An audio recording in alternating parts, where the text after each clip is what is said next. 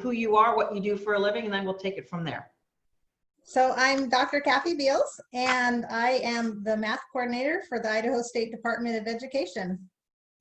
And my journey to how I got to this job is a very unique experience in a kick-ass class. Yeah. So you, when we started working together, you were starting to peek out over the horizon of maybe there was something a little bit more for you. Tell us about where you were and what was kind of nudging at you. I'm not sure I was actually seeing the horizon at the time. It felt more like being in the bottom of a hole.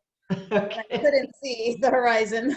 Where is it? Yeah, I was pretty buried with a lot of, I didn't even know what, but I knew that I needed to do something around Memorial Day of last year. And I actually went back and found that I had saw a video on Facebook that said, bring your soul to work in January. So almost a year ago. Yes. A little over a year. And I actually listened to it, and I have pages of notes that I took, but I didn't make the clarity call, but I did stalk you. I listened in a friendly sort of way, I hope. In a friendly.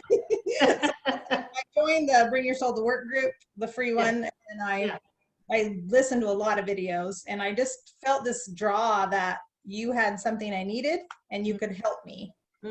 And so some things had happened at work that really were kind of had in a pretty low place. I lost a family member. I was fighting a lot with my daughter. My daughter is graduating from high school this year. Yes. Making an empty nest. And I just kind of felt like I was 51 years old and my career was kind of over. And I just didn't know what's next for me. I really had a great job. I had a great salary. Yeah. I was doing meaningful work in the world, but I just was depressed and something was off and I didn't know what it was. So the more I listened to Mo, I felt like I want to talk to this person. So I made that first appointment. I think I changed my appointment about 5 times. Like I back and forth. I will, I won't, I will, I won't. And I mean, she's one of those. I'm just not a person that asked for help. So it was a really big step to call. Yeah. After that first call, it was 90 minutes. And I hung up and told my husband, I know she can help me. I don't even know what I need, but I need help. Yeah. Yeah. You know, there's a few things that you just said that we hear pretty frequently. First of all, I'm not used to getting help, or I'm not used to getting help. I'm used to doing it on my own. And you're a PhD or educational doctorate. Yeah. Basically, we could call you a math scholar, couldn't we? Pretty much. Right, exactly. And so you do know how to figure out a lot of stuff on your own, and you do know how to achieve a certain amount of career achievement. But there was this thing that just didn't feel right. And, you know, it's funny, a lot of people can't really put their finger on it. And, you know, some people who come to my workshop, as you know, because you were in it, lose their jobs. And that's kind of obvious that there's something that needs to get fixed. But in many cases, it's a situation that you were in where it's like, you know, I'm sort of successful. My life sort of feels off. I think there's more for me. The clarity call sound like decent opportunity, maybe, but what am I getting myself into? And so here we get, I think we did the clarity call together, right? Mm-hmm. Yeah. Yes. Which doesn't happen all the time. But from time to time, I'm the one who's on the other end of the line. And there was definitely something that you had not gotten to that was in your heart and your soul that you were wanting more of. And a lot of people, and tell me if this was resonating with you, a lot of people in your shoes, a lot of the women I work with, are feeling that there's like an ego level of ambition, that they're sort of afraid that what they want is ego-based and not either purposeful or good enough. Like that, well, I have a decent job. I'm kind of okay. Why should I want more? Isn't that greedy and egotistical of me? Can you break that down for us a little bit? Because I'm sort of thinking that you probably had a little bit of that. Oh, definitely. I grew up in a very traditional family. My mother was a housewife. My father was a teacher. I'm 7th of 8 kids. We were poor, but didn't know it because we were pretty happy. My family, girls don't go to college. Why would you bother? You're just going to have babies. Literally heard that from my father. And then when I did go to college, he was so excited. But he's like, but when you have babies, you're going to stop working. I mean, and I don't mean that in any disparaging way. It really was just the way life was done in my family. Yeah. So for me to even graduate from college was huge. And then I grew up pretty religious. I'm from Idaho. We're a pretty conservative Christian state. Yeah. Yeah. I mean, I grew up with a lot of rules around women and how women should be. And you know, I think in some ways I spent my life fighting the box, but at the same time feeling like I'm supposed to fit in the box. And it's been a lifetime journey to realize that it's okay to be a leader and be female. But I think for me, where I was in my career, one of the things that I got so much in the way I specifically needed to work with you over. I've worked with other counselors. I have a lot of friends that are pretty high level, you know, women. I have a lot of mentors, but everything that I'd done that got me to the point in my career I was at wasn't working in that highest level of leadership. I needed some new skills, but I didn't know what I didn't know. Yeah. It was literally the conditioning of a lifetime that was causing me to play it small, I think is how you worded it, and be small, because that's what I was conditioned to be. But then every time I would kind of show up as a leader, I would get so smacked down by other strong women. And then I would kind of go into hiding mode or fear mode. It would trigger a lot of some past abusiveness that I'd experienced from some women in my teenage years. And so it was just a really complicated cycle. And I think I was starting to have struggles at work that I'd had in previous jobs. Right. And I always thought it was the other person. And so as I started experiencing them again, I think I realized this is a pattern. And every time I would get to that level of leadership, like I was really starting to have influence, I would back off from it. It would scare me, I think. Yeah. And I didn't know how to handle the fear, and I didn't know how to develop new skills and new tools. Right. Right. You know, it's interesting. I think women, a lot of women have your similar background. We misunderstand our own power because it's never been appreciated for us. So we have this force, and it seems like it's not good force. And so when we start to wield it, it sort of gets clumsy, and we go, I don't know what to do with this. I'm upset, I'm frustrated, I'm overwhelmed. And then you're right, we get into these patterns from the past that just take us down, and then we're like, oh, maybe I shouldn't have power. Maybe I don't have it. Maybe I was kidding myself. What were some of the things, Cathy, that you learned in bringing your soul's vibration up and really, really, really getting comfortable with your power as a human being? We all have a level of power, and some people have a little bit more calling to play a little bit bigger. What did you start to learn about yourself? I think the biggest thing, and I say this to myself almost every day, is the difference between being an influencer and a worker.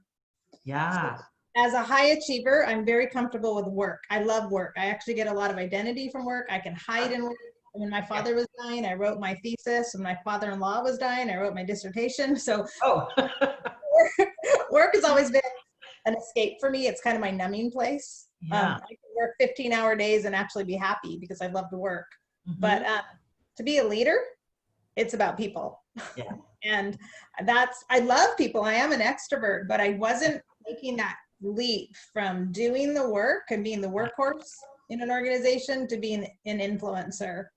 And that to me was the biggest paradigm shift, that once I got that, and through the course, I learned a lot. It wasn't even learning. I think it was just helping me find my own ways about the way I connect to people, and always have. I love people. Yeah. Honestly, I mean, it was really simple. It was just about showing up as me, being authentic, being comfortable with power. Yes. Learning to connect to the people that I influence and enjoying them, and realizing my role is to help them grow. My role isn't to do the work for them.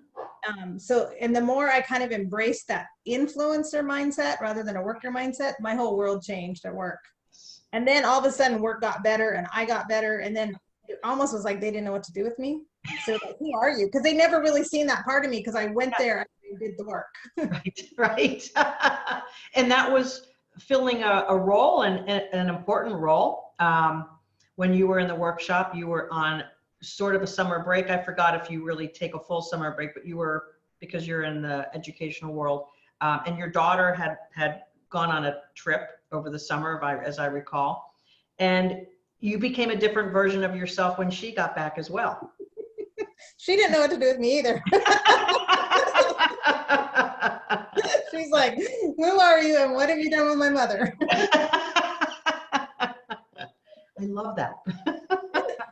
And I really think that a lot of the reason I was in such a bad spot was she was going through, high school was just not a good experience for her. And it's been a long 3 years. She was a junior. And I'd been carrying all that. Yeah. And one of the things I also really learned in the course was that it's not my job to do the work for my daughter either. It's my job to influence her and guide her and love her and be my best me and lift her up. But if I'm getting stuck in all the negativity and all the drama with her, I'm not able to be her mom. So kind of what I was learning at work was also what I needed to learn at home. And there must be a connection. there must be. Yeah, it's funny how the soul's journey is the soul's journey, and we don't compartmentalize what our soul's experience is. As much as we might think, oh, when I go to work, I'm Cathy the worker. When I'm at home, I'm Cathy the mom and Cathy the wife. But really, that soul's kind of in its spot. So if we're not happy and feeling like we're kind of not playing full out and not really shiny and happy, we're going to take it everywhere we go. I mean, but that compartmentalization worked for me for a long time in my life. And going clear back to being a victim of abuse in my teenage years, because victims of trauma, we know how to dissociate and compartmentalize. Yes. So yes, indeed. It's when all that starts falling apart and your ability to do that. I mean, for me, it was like my ability to keep those buckets in my life separate. As I've gotten older, got harder and harder. And that was another thing that you talked a lot about, how your brain can't do that anymore and live that way anymore as you get older. And that's what I felt like. I was losing my resilience. I was losing my strength. Yeah. Because things would bug me so much more than they ever used to. Right. Well, we can only repress our emotions so long. And the great thing about this beautiful soul that we all have is it sort of keeps kind of like asking for attention. And when it's up against all those repressed emotions and habits of playing in the box that you were told to play in, and you can't this and you can't that, it's kind of like, come on, let me out. Come on, come on. So when you finally did let it out, what did you learn about yourself? What types of things came back to you or got revealed to you that you probably knew were sitting in there somewhere? Well, I think that I clearly remember this. I don't even remember it was with you or with Miliana, or it was on a coaching call, but we were talking about what we love. Yeah. And I said, I know this is really weird, but I love math. And people were like, what? Nobody loves math. I'm like, no, I really love math. Like, I've studied how people learn math like for 20 years, and I've done all this stuff with math. And then Miliana's like, tell me more about this. Yeah, right. We just had this whole talk, but I was still like, could I really have a job in math? Is there really even a job out there that's full-time math? And like I don't have like a math degree. It's all about education and how children learn math. So it's very much like more like K-8 through Algebra 1. But it's more about how the brain learns math. And I've taught teachers how to teach math. I've taught kids. And it was this whole chapter in my career, and I just loved it. And so when she asked me, like, what's a time in your career what have you loved? I said, it's like math. And so Miliana started calling me the math doctor. Yes. Which was really funny because I had high school students, when I taught remedial math, they called me the math doctor. And it was like this reminder of this identity that I left behind about 10 years ago. And I got to this point, like, you know what? I kind of want that back. That was a lot of fun. That was me. Like, I think I just saw these moments in my career where I'd been fully me. Mm-hmm. And usually was when I was doing something about either teaching teachers or teaching kids math. Right, right. And that's such a great thing to have to kind of unearth and see it again. And then, as you know, we kind of help you practice doing more of that.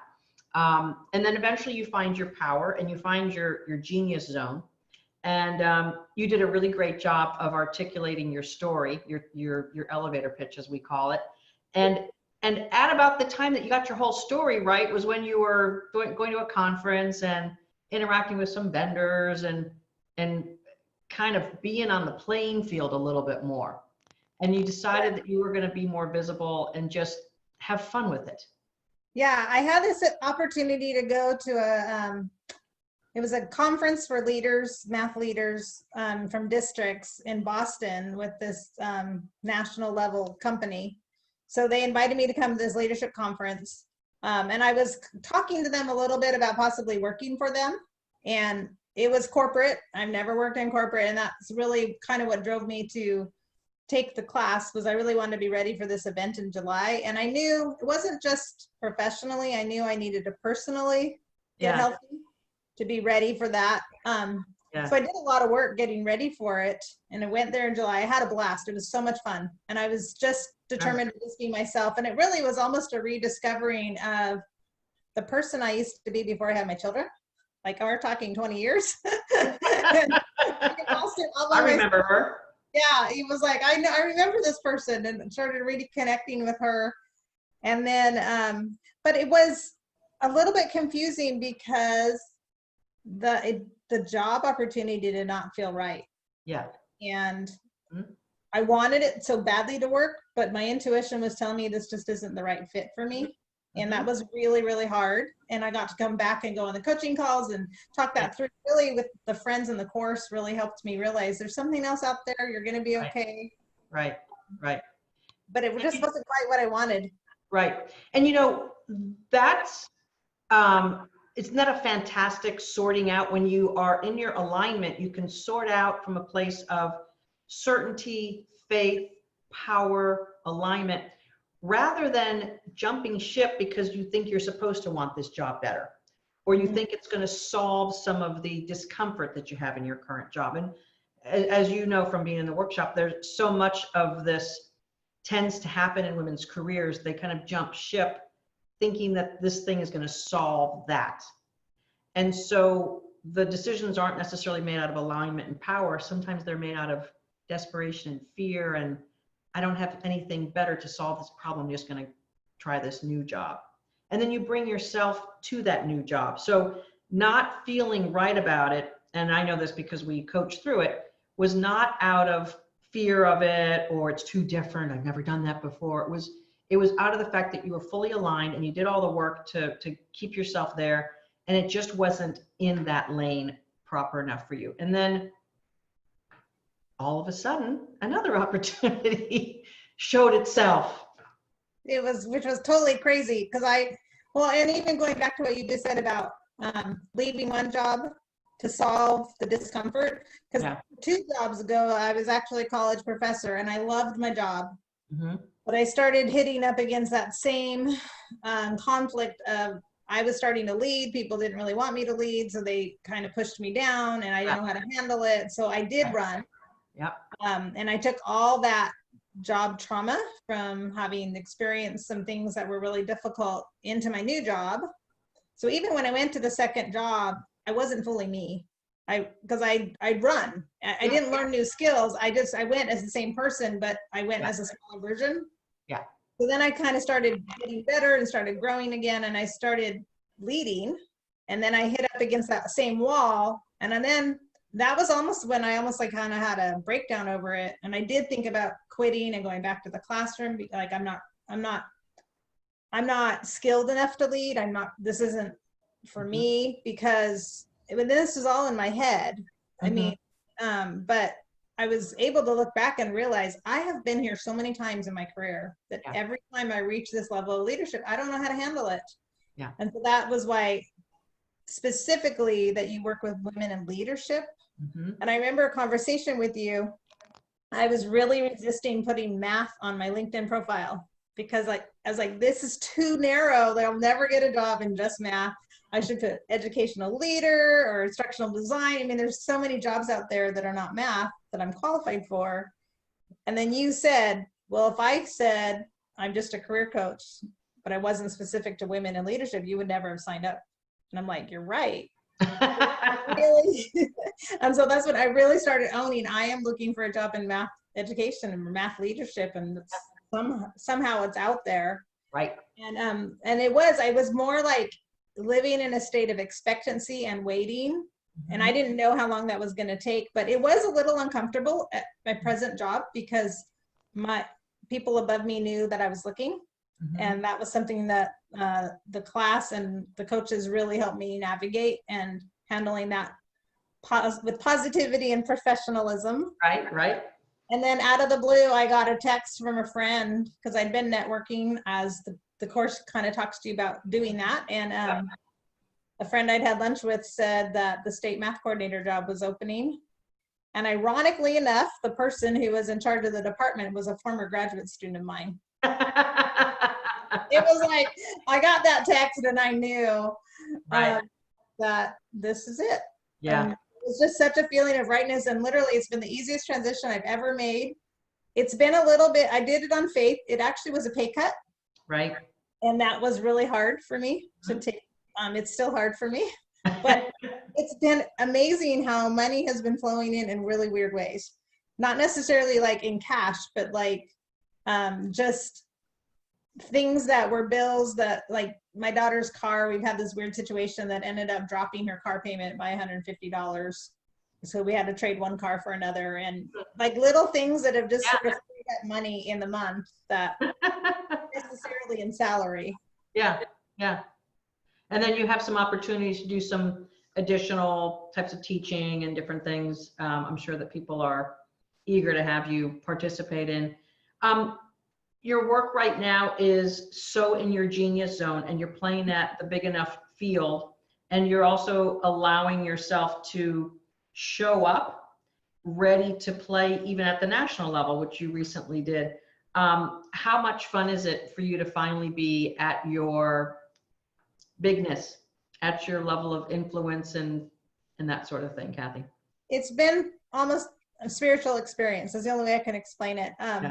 Last week, and I actually started my last year at the college, I was starting to get involved at the national scene. I presented at a few national conferences. I consulted with out-of-state school districts. And I think it did scare me back then. Like, I didn't know how to handle that big of an impact on the world. You know, I don't, if I'd had the coaching back then, like I may have made different decisions, but so I ended up, last week I was in New Orleans with the Council of State Supervisors in Math, and I met these people that were like my soulmates. I mean, it was just, I've been in higher ed and that just didn't seem to fit, and then I was in K-12 district leadership and that didn't seem to fit, and this, it's like I found my people, and it was the most amazing feeling. And I got to talk to these just incredible women. I mean, I met this one person, she was from New York, and she's had this full career. And we started talking about who are the marginalized populations in our states. And for our state, there's a lot of Hispanic students and a lot of migrant students that are really not having opportunities in even graduating from high school, but much less, you know, getting to college on math because of their math scores. So the whole idea of this work in the world is really big, and it's a social justice issue.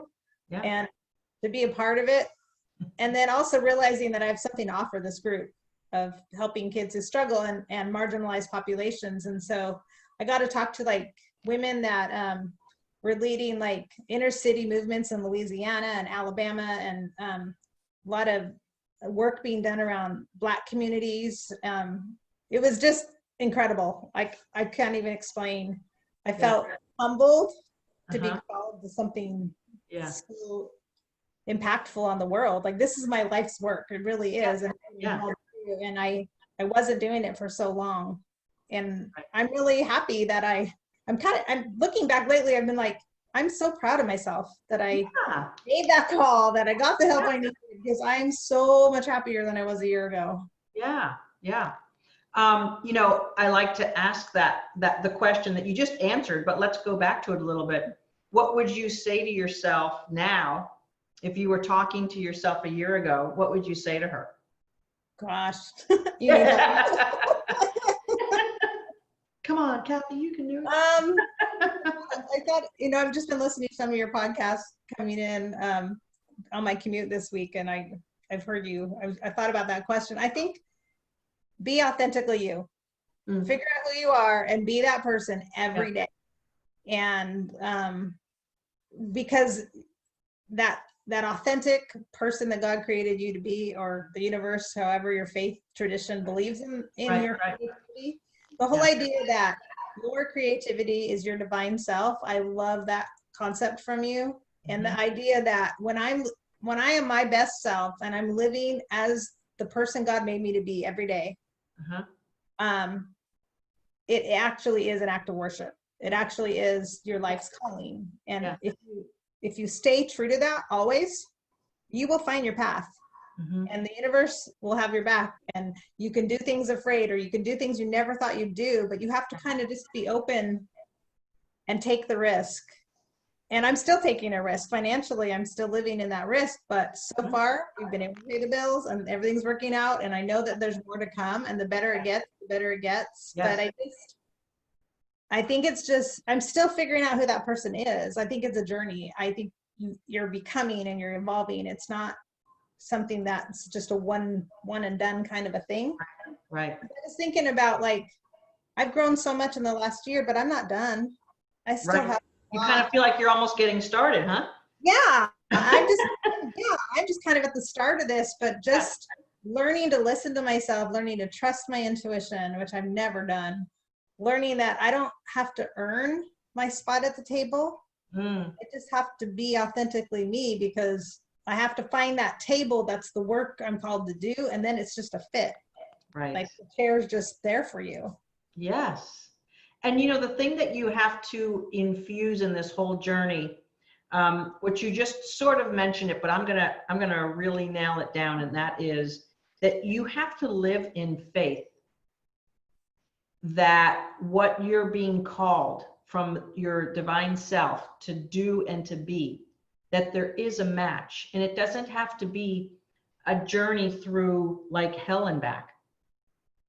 You have to keep infusing faith in the fact, this is who I am, this is what I'm meant to do, there is a place for me. And math educator, accountant, nonprofit, IT tech woman, marketing, sales. I mean, it's always a drive toward that fit. And you have to have not only faith in yourself, but faith in your creator that it's going to come together. Did you know that there was a group of people who were as passionate about math education as you that existed on this planet, that you could play with them and do good work? Sort of. Yeah. I think I did. Yeah. And did you think you could find them? I wasn't sure how. I didn't think I could be paid and find them. That's a really interesting distinction, right? A lot of women think that they're going to have to do their passion work for free. Yeah, and I have done that, like, my whole career. I've gone to national council, national conferences. I presented, and to have that be my full-time job. Yeah, it was like, I can't believe I'm getting paid to do what I love. What a concept. Yeah. If you were to give someone a little sisterly advice from where you are right now in your journey to where they might be a year for where you were, like they're sort of scared, they might have seen something about Bring Your Soul to Work, what would you say to her? Definitely make the first phone call. Yeah. And you cannot get stuck on the money. I am not a risk taker financially, obviously. Right. Taking and part of it's like, I grew up in poverty. Like, my family was really poor. So money's a really big deal to me. I'm a negotiator. I would negotiate contracts for my school district. I negotiate bigger contracts now. Yeah. So paying the money for the class was really hard to pay that much money. I'm not going to lie, but it's the best money I ever spent. it was a complete and total investment in my future. Yes. And I had no idea the long-term effect. And I have thrived on the community. The friends I made in the class, we still call each other and text each other Yeah. and coach each other because we can't always access you or Right. so we call each other and talk each other off the ledge. And I met these women from all over the country in these really high level jobs. Yeah. When they call me and they're having a meltdown, it's like, you just have this impression of these really powerful women being so strong, but we are all deal with the same thing. And so like for me, every dime was worth it because of the community it gave me and the access I have still to help. And I can just put a post in the Facebook group and I get coached from people and we help each other, and it's great. There's so much more, like you're not even aware of all the private messaging and the phone calls that go on between. Yeah, right. Yeah. Well, several of the grads talk to me about it, or when I see them in the different, when I travel around the country, we get together in different venues and that sort of thing. So that's the thing that delights me the most. And what's so great about it is that there's all these women, and some of them are around the world, most of them in the US. You have common language, you have tools and techniques. You're not just girlfriends bitching with each other, which tends to kind of take the lowest common denominator. And the great thing is that the women in the Kick-Ass tribe are actually the highest common denominator. Well, and I think the common vocabulary is huge because one of the things I've loved about it is that it's women from a lot of different faith traditions. Yes. Have given us sort of vocabulary to connect to each other in spite of our diversity. Yeah. That's been, I mean, when I started this class, I really had no faith. I mean, I've been a spiritual person my entire life, but I was very cynical because I'd had some damage done to my faith in the past 10 years that I was just kind of at a point in my life where that was a part of my life I'd sort of put on a shelf. Yeah. But this course definitely, it was an amazing experience for me of kind of reviving my faith, but also completely redefining it in a much bigger way. So it wasn't as confined to rules as much as this relationship with a higher power and whatever version that is for you. And so it's actually made me a much more tolerant person at work. Because even like the tribe of women in the course that I've connected to, it's made me realize we still need to create that tribe like outside of the course. And so even as in my daily life, I'm so much more, I don't know how to explain it. I think just encouraging to other women and accepting them where they are in their journey, even if they're maybe a little rough around the edges, like realizing I was there once too, and they're just on this journey and we're all in this together. So it's like, it's made me much more aware of women and their struggles and being kind of more of a mentor role to other younger professionals and realizing I have a lot to offer, not just as a professional, but as a person to these women that I work with, that we are a sisterhood. Yes. Wow. That inspires me in a lot of different ways, Cathy, because one of the things that I know is true with a lot of the women who have gone through this work, they are becoming empty nesters or soon will be. So that mom thing starts to feel, So if you can take that maternal instinct into mentoring and grab a hold of your best self, you're able to use those parts of you that are so natural and normal. And this is where I think a lot of women sort of compartmentalize that sometimes. And when they go to work or they're dealing with their colleagues or peers or at a networking event, they might not bring that out because maybe they think it's not welcome or what do I know or whatever. But when you're in your highest version of you, all the maternal you, all of the smart you, all of the caring you, all of the I want the world to be a better place you gets to show up no matter where you go. And that's the cool thing. And I think as someone that I did put my career on hold for 20 years and took smaller jobs because I wanted, you know, with where I was at that time in my life, I had, you know, rules that Right. this is what the mom I want to be, or this is what I need to do to be a good mom. And so, you know, I think one of the things that I realized is that the last 20 years of raising kids was also something that's making me today, and bringing my experience as a mom, a very devoted mom, into where I am going in my career in the next stage is also a part of it. Like, it's the smart me, it's the, you know, the professional me, all these other parts of me, but grabbing on to that mommy me has been a kind of a new force, I guess, that I can bring to the workplace. And that's really helped me with the grief of letting go, because I loved being a mom. I loved being home after school making cookies, and I loved every field trip and, you know, every Halloween. I was into it. Right. So, there's nothing wrong with that. But there is a time where that's no longer part of your life. Yeah, and it's hard, but it's so easy after 20 years of raising kids and making choices to always stay in the smaller job, or not working at all for a lot of women. Yep. I think it's really easy to think you're kind of done at 50 years old. Like, it's over for me. You know, I'm just going to coast or take a job that pays the bills. And really, you have a whole chapter ahead that could be the most exciting years of your career. Yeah. And that was what some of the women I got to meet at this conference, they were like at the end of their careers, but they were like 75. Oh, and they were like, you've got so much left to offer. And they were so encouraging to me, like, almost like passing the torch kind of a thing. Like, they've been involved in this work for so long, and they were just so excited to meet me and realize, you know, we're going to pass the torch to you in this organization. Yeah, that's awesome. Wow.